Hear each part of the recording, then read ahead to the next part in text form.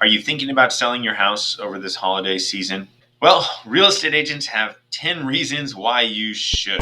I'm about to reveal the secrets that they don't want you to know. And don't forget to hit the subscribe button, turn on the notifications so that you're the first to see every time we post one of these videos. Hey guys, it's Kevin DaSilva here with the Living in Los Angeles channel. I run one of the top 100 real estate businesses in the city of Los Angeles as ranked by Real Trends. We've helped over 200 clients in our 10 years in the business. And this channel is dedicated to delivering that expertise to you so that you can grow your wealth through your living situation. This video is dedicated to debunking the myth of the top 10 reasons to sell over the holidays and saving you from making that $100,000 mistake. So let's talk about the holiday selling myth. Now, you're probably already starting to get the postcards. And they say the top 10 reasons to sell your home this holiday season, or some variation of that. And they come up with there's less competition in the market from other listings. There are still serious buyers in the market. There are emotional buyers in the market, some of which who would actually benefit by your home being decorated for the holidays. There's relocation timeframes. People are trying to move people to new jobs, and they do a lot of relocations around the new year. More time to view the property because of all the time off they have over Thanksgiving and Christmas break. Say greater curb appeal with all the lights you have strung around the house. Showcase your home's features, like you have central heat and it works really well, so your house is nice and warm when it's cold outside. The same, if not better, is in the summer with your AC unit. Year-end bonuses.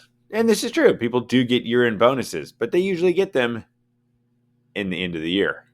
Faster closings. Because there are fewer sales going on, your transaction should move quicker. And tax advantages. Now, in my experience, these mainly go towards the buyer. Because when you buy a house in a year, you get right some of the costs off on your taxes. Although there are some circumstances where selling your home over the holidays can make sense, over 95% of the time, you're leaving hundreds of thousands of dollars on the table when you do. Let's talk about the first myth: less competition from other listings. I've pulled up the listing history since January 1st, 2008, and this aspect is true. However, it's not the competition from the other listings you should be worried about, because as we've seen here, there are fewer listings every single December, and every single January it pops back up and goes through the summer. So as you can see here, every December we have fewer listings because of the holidays. People don't want to move over the holidays. They're traveling. They have family in town. You name it. That's not what makes this less competitive part of the season the false part. The false part is less competition doesn't mean there's more buyer activity. In fact, when we look at the graphs, the leading up to the holidays, there's more inventory available, which means buyers have more selection. And when there are more homes on the market, they feel more empowered to negotiate with you. And this is why homes frequently sell under asking over the holiday season. So yes, there are still serious buyers in the market. And yes, there are buyers who are looking to get into a home before the holidays. So yes, there are still serious buyers in the market. And there are buyers who are emotional about the holidays. And some of these buyers do get more time off to be able to house shop. And yes, more people do get time off over the holidays. The myth about this is, though, most people are using it to spend more time with family or traveling. They don't want to see all the presents under the tree. So the emotion that they might experience about your house stops at the front door. And those serious buyers, they have more homes to choose from, which means they're going to negotiate with you harder. And what about year-end bonuses? People usually get those around the end of the year. So it's no wonder that home prices start going up after the new year. As you can see on this graph, home values rise every spring, with the exception of 2020 and 2008. But we all know what happened in those 2 years. Now, which features might you be trying to show off? Well, your heating unit, your big living room where you might have your Christmas tree or presents or other decorations, maybe your fireplace. And yes, these things might be great. People still see these things in the summer, minus your decorations and your presents. But people still notice that you have central heat. And people still see that you have the fireplace and they think of the holidays. But it's better to show off your AC unit in the summer when it's actually hot outside, because we live in Southern California and it doesn't really get that cold. Now let's talk about relocating timelines. Now, companies do move a number of people at the year end. They decide that people are going to go to different areas in different regions. This does happen. However, we live in Los Angeles, and what I have found from people relocating to Los Angeles is that people tend to rent first to get their bearings straight. They don't want to make a $2 or $3 million purchase in the wrong neighborhood. So unless they have a very clear understanding of where they want to live and in which part of, let's say, Manhattan Beach, living in the tree section or Liberty Village, or what part of Santa Monica, Sunset Park, Ocean Park, Central Santa Monica, unless they have a really clear idea of this, they tend to rent first. It is true that there are fewer transactions taking place over the holidays, and you would think that transactions would move faster. But this goes with people having more time off. I've actually found that because of all the holidays and all of the time off, transactions tend to actually move slower. And tax advantages for homeowners are limited. There are better tax advantages for the home buyers who are still visiting family and putting off buying the house until after the new year. And any tax advantage you had this year, you can usually claim next year. Now check with your accountant. Maybe you're taking a capital loss, and depending on the type of business you're in, you might be able to write it off against your gain from the sale of your house. But this is situational. Like I said, there are circumstances where it does make sense. Let's talk about some of the reasons why other real estate agents push these false narratives on you. Well, first and foremost, they're trying to close out the year strong. The reality is we are in a commission-based business.